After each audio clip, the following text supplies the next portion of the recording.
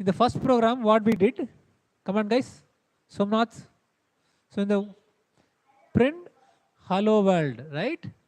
So we pass as a single text or called argument. Now, this is the second way of printing hello world. Okay, where we are passing as a two text or two string. Look at, there is a comma in between. Okay, so can you guys do that?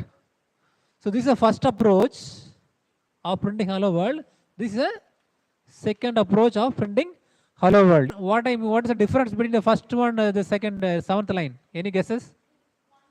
Yeah, it's a single quote. Okay, so can you guys try this approach? Try the single quote. Do multiple lines printing. What should we do? We have to use 3 quotes. Can you guys go try? You want try this exactly. Type this exactly. Okay. Come on.